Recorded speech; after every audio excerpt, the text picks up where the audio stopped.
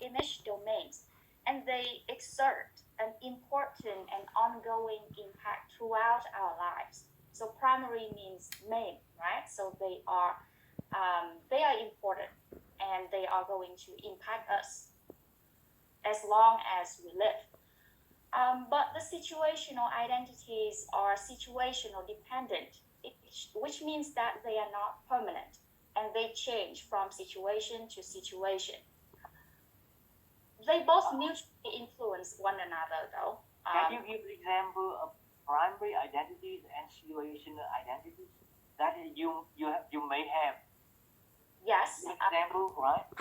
Yes, example. So like with primary identities, for example, for me, I'm a Vietnamese person. That is my cultural identity. I'm a female. Right. That is my gender identity. But my situational identities, for example, I could talk about the role identity. So in this class right now, I'm a student.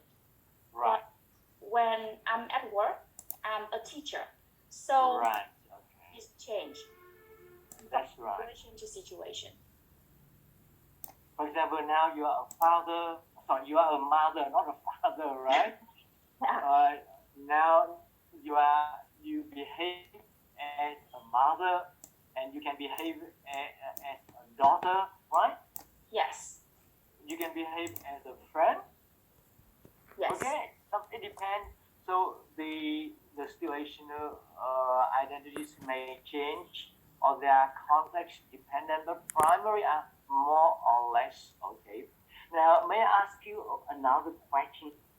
Now, Yes. is our identity fixed, a given, or is it changing? Is it dynamic? Actually, this is something that I will discuss later, but I will ask. I will ask now. Our identities are not fixed. They are dynamic. They change. Right. They can change. That's right. So the two approaches. So good. That's good. So you answer it. My question's okay. So go on. Right. So you need to remember that our identity. Well, there are two views to identity. When I ask you, they are fixed or they are fluid, dynamic, changing. What I mean is there may be two views to an identity. Okay. Now, for example, when we say tìm về bản sắc văn hóa dân tộc, thì khi ta dùng từ bản sắc đấy thì người ta coi rằng là cái văn hóa là cố định hay là thay đổi. Nếu mà dùng từ bản sắc thì nó là, bởi vì em nghĩ là nó có cái từ bản trong đó, thì ý của họ là nó là một cái cố định, nó là fix. Đúng không? Hoặc là chúng ta có một khẩu hiệu bọn em đều nhớ là xây dựng một nền văn hóa đậm đà bản sắc dân tộc, đúng không? Đấy là một câu mà chúng ta hay đọc trong cương lĩnh của Đảng, đúng không? Báo chí, đúng không? Vậy khi người ta đã nói là xây dựng một nền văn hóa đậm đà bản sắc dân tộc thì hàm ý là gì? Là fixed, okay, and stable across space and time, and it can impact your behavior, right? So we need to have a kind of culture that can drive or motivate our behavior, and okay, that's it, right? Cho nên khi mà Đảng mình muốn xây dựng một nền văn hóa đậm đà bản sắc dân tộc ấy, thì muốn xây dựng những cái gì nó vững bền để nó điều tiết những cái hành vi ứng xử của người theo cái chiều hướng tốt, đúng không? Vâng. Đấy, tôi muốn liên hệ cái đấy. Có một cuốn sách của thầy thêm là bản sắc văn hóa Việt Nam không? Tiến tới gì đấy? Bản sắc văn hóa có một cuốn sách ở đấy. Cho nên đấy là một quan niệm. Okay, good. So now, okay, that's one approach or one view. And I will give you a name later on, but now, Lương, can you go on? Let's do presentation. You answer the question well. Thank you. Okay, now so let's look at the primary identities first. And the first one I want to mention is the cultural identity. So I'm sure we hear this word a lot, right? Culture means văn hóa. So what is cultural identity? It is the emotional significance we attach to our sense of belonging or affiliation with the larger culture. And I would like you to focus on the word emotional significance and sense of belonging or affiliation. So what does that mean? It means that you feel belong to a larger culture and you feel some sort of deep connection with that culture. And in order to understand the concept of cultural identity further, we need to look at the content and the salience of the cultural identity. And the contents means the value dimensions that underlie people's behavior. And there are many dimensions as other groups presented in the previous weeks. But for example, one dimension is individualism versus collectivism, which has been discussed a lot in our class already. So those dimensions belong to the content.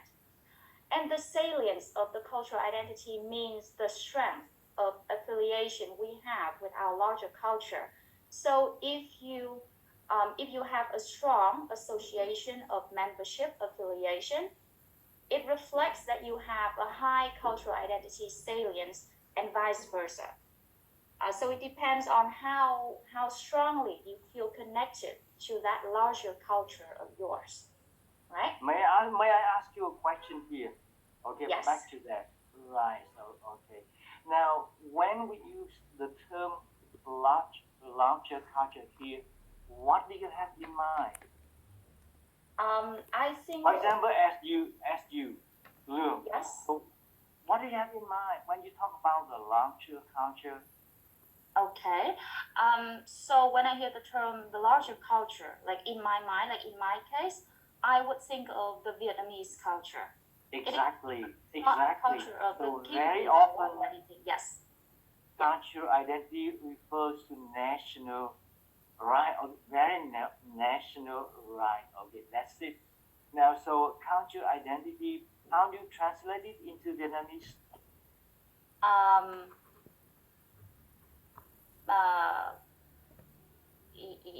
I'm a little bit confused here. Cái từ này là chính cái từ dịch sang tiếng Việt là bản sắc đấy. Tức là bản sắc văn hóa. Em nhìn thấy các bạn cái này nó đều tương đối ổn định không? Right, okay. Now, what do you think is the problem that may emerge out of this view? For example, I identify you as individualist or collectivist.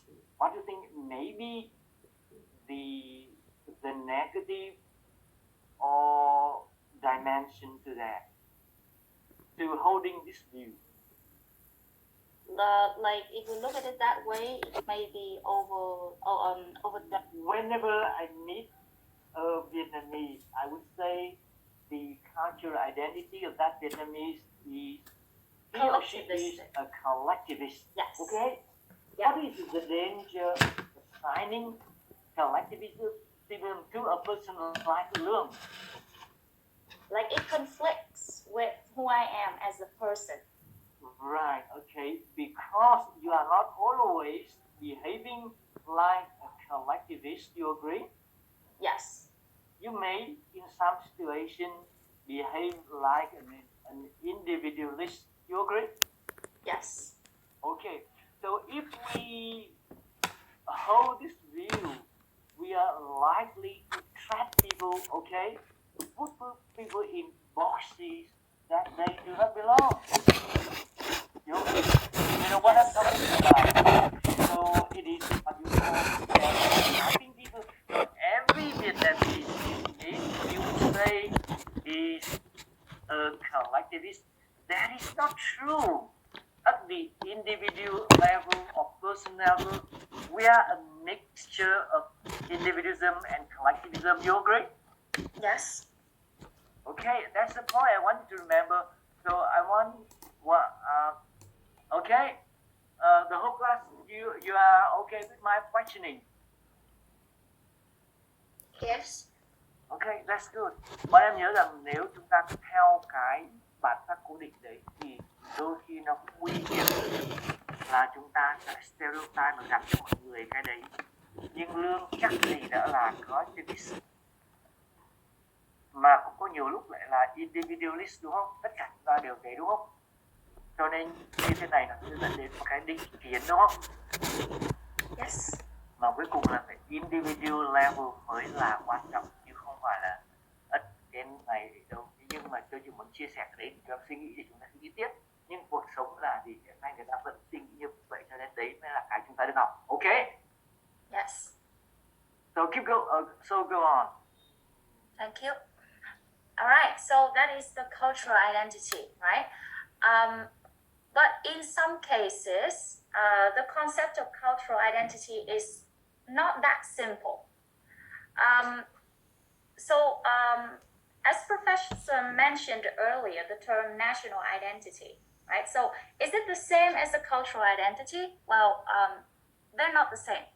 Because when we talk about national identity, for example, like I say, I'm a Vietnamese person.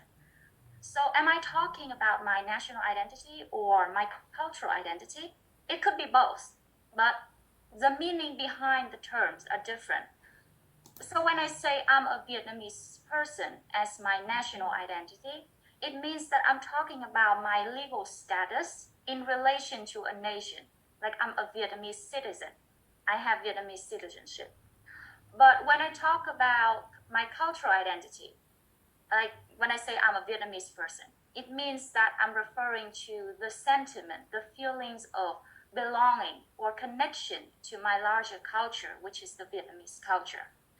And that leads to a very interesting phenomenon. Like in the immigrant society, like in the US, you can see that the country has a lot of immigrants from all over the world, from many different cultures. So do they identify as American, as their cultural identity, or something else? So in the case of, for example, a Vietnamese American person, I'm sure you hear this a lot.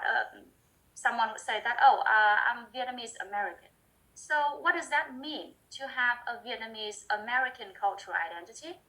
Well, in this case, it means that the person is mixing the larger cultural values of the American culture with some ethnic-oriented values and practices. Like the person still keeps some values and some cultural practices from his or her original culture, for example, Vietnamese, right? And this example actually would lead us to the second type of identity, which is ethnic identity. In this case, you are bicultural. Bicultural, yes. Bi means to Vietnamese American. So they did studies on bicultural American. They ask questions like, how you describe yourself? Maybe 50% Vietnamese and 50% American. If your father is American and your mother is Vietnamese. And another one, maybe 25%. I see myself as 25% Vietnamese, for example, and 25% or 50% American and 25. Okay, so the term is bicultural identity. Bicultural, yes. Thank you, Professor. Go on, right. All right. So now let's talk about ethnic identity. Ethnic identity means the identity that is connected, that derives from our ethnicity, right? This one has two layers, the objective one and the subjective one. So the objective ethnic identity means that it derives from country of origin, where you're from originally. And it is based on racial classifications, whether you are African, Asians, Caucasians, and the likes.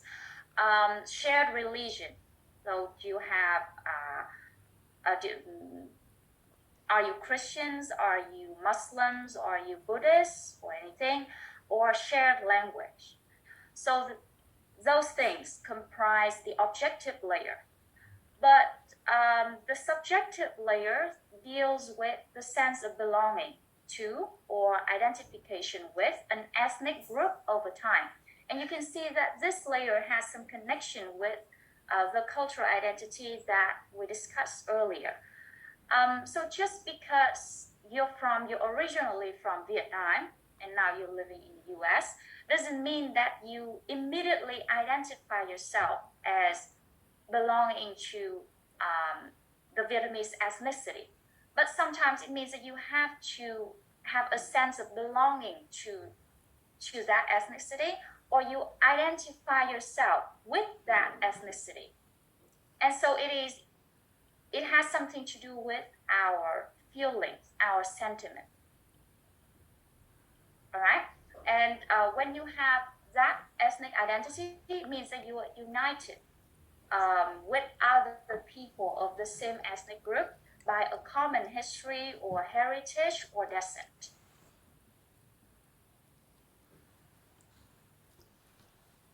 So the third type of primary identity is gender identity. And this one is interesting. But before we dig deeper in the gender identity, we need to distinguish the two concepts, sex and gender. Now, as we already know, sex is a biological attribute, while gender is a learned phenomenon via cultural socialization process. So it means that sex is a static concept. It does not change. It is something assigned at birth, whether you are male or female. But gender is a dynamic construct, so it can change. You cannot change your sex, but, well, I mean, of course, we're not talking about the people who literally change their sex, but that is a different matter. But our so yes? they say gender is a social construct. Yes. Okay, it is constructed socially. Okay, you cannot change your sex because that is biological, but you Yep. can change your gender. Okay, let's see, you behave like a female or a male, right? Okay, that's it. Yes. Okay, go on. All right. Good. So when we understand gender as a social construct, we understand gender identity as the meanings and interpretations we hold concerning our self-images and the expected other images of femaleness and maleness. So what does that mean to be female? And what does that mean to be male? Right? So I have an example here. In many cultures, I would say including the Vietnamese culture as well, the female is typically seen as the caregiver. So to be a female means that you're supposed to be nurturing and to be the caregiver in your family. Right. That's right. And for the male, we attached the maleness to the strength, both physical and mental, and therefore the male is typically seen as the breadwinner. Exactly, that's it. Okay, and since we call gender, we refer to gender as a social construct. Our gender identities are in part created via communication with others. So we construct our gender identity via communication. And gender identities are supported and reinforced by the existing cultural structures and practices. So as you can see in this illustration here, this is the person, two halves of a person, one dressed as, I shouldn't say that. The one part wearing a dress, and the other part wearing a shirt and pants, right? So typically, we assign the image of a dress to a female, right? And the image of suits or pants to a male. And it's actually, you can see this in a lot of places, including the signs in front of the toilets, almost everywhere as well. So the images of the outfit typically attached to the male or female is one example of the cultural practices that we used to support and reinforce the gender identities. May I ask you a question? Yes. Now, at your workplace, do you award the title of Đảm về nước giỏi về nhà to women teachers or workers? Ở cơ quan bọn em có cuối năm có trao cái danh hiệu giỏi về nước đảm về nhà cho phụ nữ không? Hình như là không thầy ạ. Hay là em chưa được nhận bao giờ nên em cũng không biết ạ. Em nghĩ vậy cái danh hiệu đấy ở trường tôi là những năm trước là có, bây giờ lâu lắm tôi cũng không nhớ, nhưng mà bởi vì tôi là đàn ông nhưng nó hay có cái danh hiệu là giỏi về nước đảm về nhà. Bọn em đã nghe thấy cái danh hiệu đấy bao giờ chưa? Rồi ạ, rất nhiều ạ. Đấy, thì vậy cái what can you say about gender identity here? Giỏi về nước đảm về nhà. Thế thì cái gender identity ở đây là nó là sự kết hợp giữa cả những cái attributes của males và của female, đúng không ạ? Tức là vừa phải caregiver, vừa phải làm breadwinner. Rồi câu hỏi tức là phải làm công việc cơ quan tốt, rồi vừa gia đình cũng tốt, tóm lại là việc gia đình cũng phải chăm tốt, nuôi con ngon, học trò giỏi, rồi nấu nướng tốt, phục vụ chồng tốt, xong rồi lại làm việc nước tốt. Vậy như thế là có lợi hay có hại cho phụ nữ? Em nghĩ là có hại, bởi vì như thế là nó đang đặt một cái gánh nặng lên vai người phụ nữ. Cho nên cái gender identity này nó là nguy hiểm, đúng không? Thế nhưng mà nhiều nơi lại rất thích là lại bật trao đấy cái hàng năm đấy. Thế mới nguy hiểm, đúng không? Phụ nữ thì phải làm, còn đàn ông có phải giỏi về nhà không? Đàn ông không có cái danh hiệu là cho đàn ông giỏi về nhà, đúng không? Vâng ạ. Và đàn ông làm nhiều việc nhà nhiều thì người ta gọi là gì? Bạn em có biết không? Ăn bám ạ. Đồ đàn bà. Đồ đàn bà đấy. Thế cho nên ngày xưa tôi nhớ mà khi tôi còn nhỏ ấy, thì là có một cái thanh niên cũng giống như là tôi thôi, cứ suốt ngày mà rất là chăm chỉ việc quét vườn các thứ, bị người kê ra thằng này như đàn bà ấy, không phải là đàn ông. Đàn ông thì ai lại quét sân rồi quét sàn. Đấy, cái đấy là cái gender identity that is created socially or social construct. So đảm về nước giỏi về nhà is not a good label, is not a good honor to be awarded to women, okay? It perpetuates gender inequality and putting the pressure on women, okay? How can you do two jobs well? I don't see you can do that, okay? Yes. Let's think about the reality of Vietnam.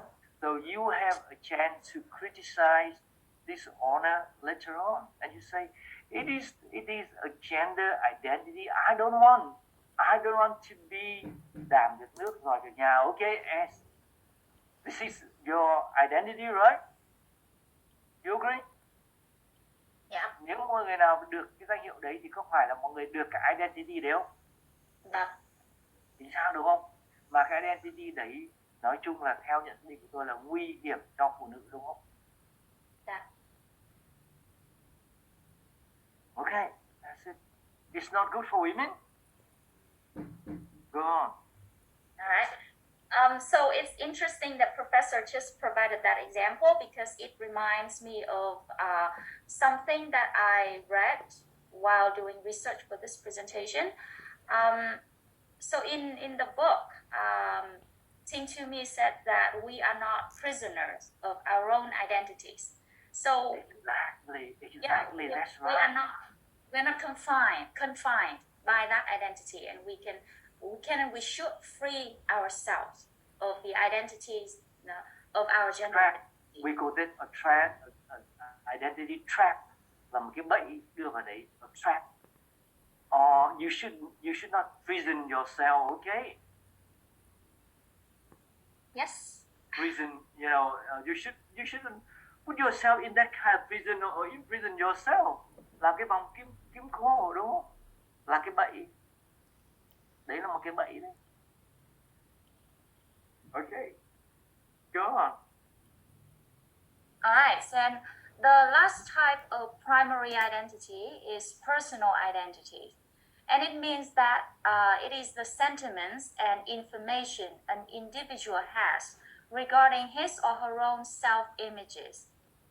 And it can include our unique personalities, like we discussed earlier, whether you are, as a person, individualistic or collectivistic, whether you are very shy or you are very outgoing, something like that.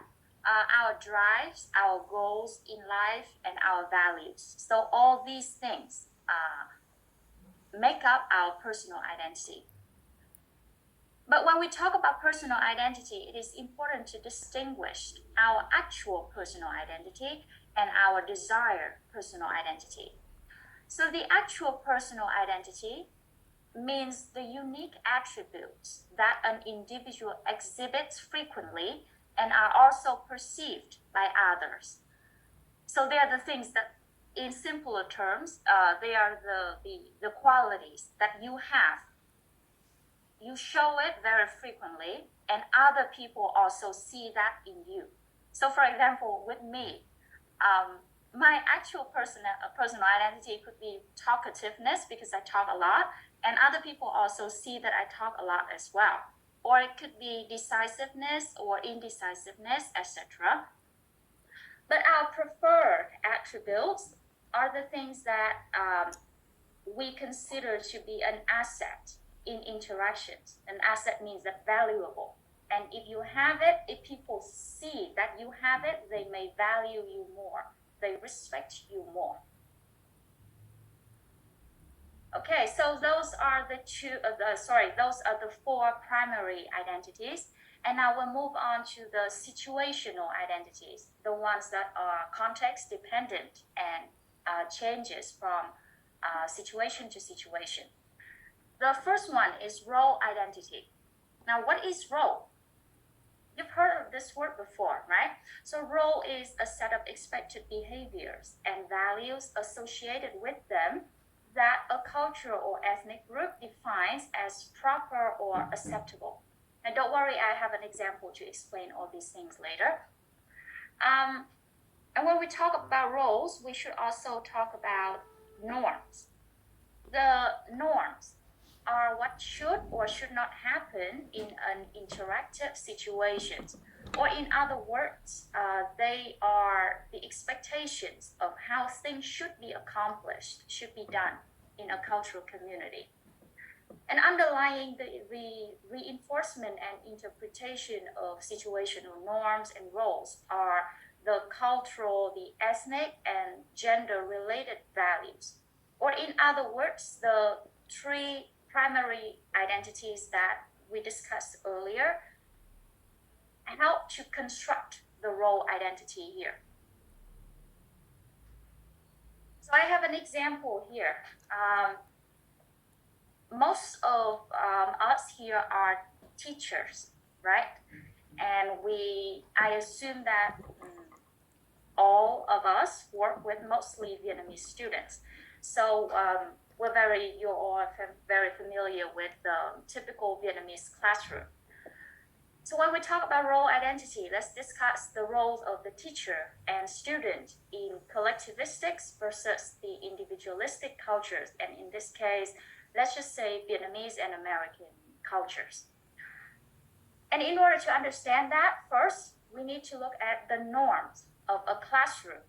So in a Vietnamese culture, what is a classroom like? I would say that in Vietnam, like a typical classroom would be to emphasize the cooperations and the classroom obedience. So basically, the students are supposed to listen to the teacher, right? And to obey the teacher's orders, things like that. But in, let's say, an American classroom, the norms is that it is an environment for the students to be creative, to take initiatives, and to express their personal opinions. So when the norms of the classrooms are different like that, the role of the teachers and the students varies. So in a Vietnamese classroom, the teacher would play the role of an expert, authoritarian expert, to give out information, to play the role of the expert, right? And the students would take notes, would listen, would take notes without questioning anything because you're supposed to trust the expert. Meanwhile, in the American classroom, the teacher's role is friendly and democratic and encouraging students to ask questions and to voice their opinions. And therefore, the role of the students is also to ask questions and to express their opinions freely without any restrictions. And they are actually encouraged to do that.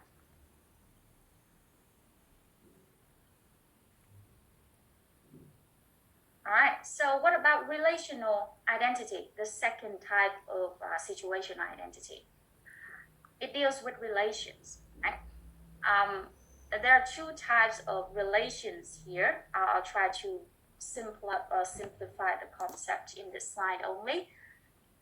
So a person's relational identity first derives from the network of family relationships that person is born into. So when you're first born, you get to know your parents. Of course, you have a mother and a father, and maybe a brother or sister, sibling, things like that. And these relationships helps you acquire the rule relating to these relationships. And they serve as the initial blueprint of one's relational identity. So we hear that very often in life. Chúng ta thường hay nghe những câu như là nó là con của ông này hay bà kia hay gì đó chẳng hạn, hay là con nhà này con nhà kia. So when they identify you like that, they're actually referring to your relational identity. But later on in life, of course, your relationships are no longer limited to just your family relationships, but you also develop other voluntary relationships with others, like the social relationships or the friendships. The third type of situational identity would be, I'm sorry, I think internet's not working. Hảo em chỉ một chỉ sang slide tiếp theo. Đây được rồi. I'm sorry for that. Alright, so the third type is face work identity. And you heard of the term face before. So face is the claimed sense of social esteem or regard that a person wants others to have for him or her. And in Vietnamese, I think this word is translated into Vietnamese as thể diện. Am I right, Professor? Thế cái từ này mình dịch ra là thể diện đúng không ạ? Cái face này ạ.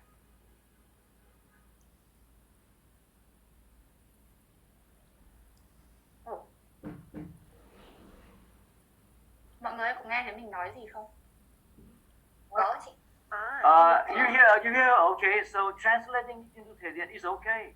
Yes. Okay. Thank you, Professor. Thể diện is Chinese, you know, it's that Chinese. Okay. But yes. Diện là diện mạo cái bộ mặt này. Vâng. Okay. All right. I just want to make sure that I understand it correctly. All right. So, face work refers to the communication behaviors that we engage in to save our own or others' face. Tức là những cái gì mà chúng ta làm để giữ thể diện, không bị mất mặt. Mất mặt là face mà. Vâng. Okay. And this is interesting because, as mentioned in the book by Ting and Toomey, how we do face work differs across culture, even though, let's just say that we all have the concepts of face and face work in every culture.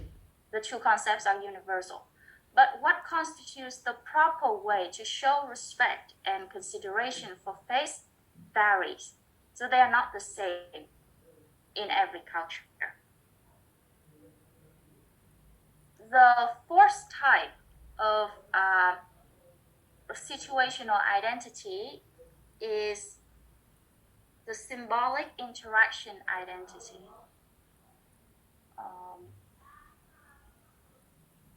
How could you move the slide for me?